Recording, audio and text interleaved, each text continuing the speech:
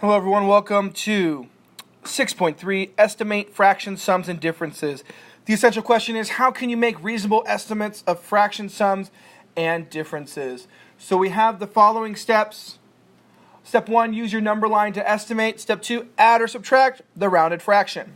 So when I say use a number line, I'm going to show you what I mean with example 1. And we have 3 examples today. If you need to pause and write that down, go ahead and do that now.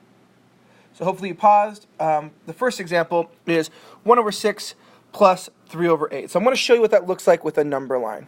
So if I have 1 over 6, okay, and 6 over 6 would be, actually, let me write this down here. Actually, I need any lost space for this. So 0 would be the same as 0 over 6. 1 would be the same as 6 over 6, because that's a whole number. When the numerator is the same as the denominator, it's a whole number. Okay, so 6 over 6 is 1 whole. Half would be 3 over 6. So what you want to do is you want to look at your benchmarks. What is 1/6 closest to? So it would be 1, 2, 3, 4, 5, 6, right? And let me show you that real quick. 1, 2, 3, 4, 5. No. Oh, 0. Sorry. I was like, why isn't that right? It's 0, 1, 2, 3, which is half, 4, 5, 6, which is 1 whole. Okay? So there's 6 in there, okay, which means that's 0 over 6. This is, oh, don't want that. Oh, don't want that either. Okay, well, looks like we're experiencing some technical difficulties. There we go. 1 over 6 would be that. 2 over 6 would be that. 3 over 6, 4 over 6, 5 over 6, and 6 over 6. So what you want to do is you want to look at your number line and say, okay, what is 1 over 6 closest to? Well, it's closest to 0. So if I was to estimate, instead of 1 over 6, I would make it 0. Now 3 over 8. Let's make a number line of 3 over 8. Okay, I want to do that in blue. Okay, so we have 0, then we have 1 over 8, 2 over 8, 3 over 8, 4 over 8, that's half. Wow, that's really sloppy. Let me make that better too. 1/2. 5 over 8, 6 over 8, 7 over 8, and 8 over 8, which would make it 1 whole. So looking at 3 over 8, what is that closest to? Well, we see it's only 1 away from 1/2. So we're going to change 3 over 8 to 1/2.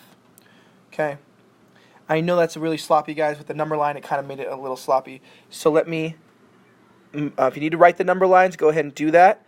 But let me show you what it would look like. So instead of 1 over 6, it would be 0. Instead of 3 over 8, it would be 1/2.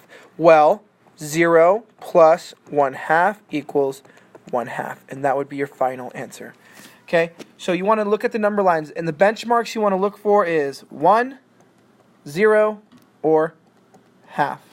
Okay, when it's 6, it's 1, 2, 3, 4, 5, 1, 2, 3, no, it would be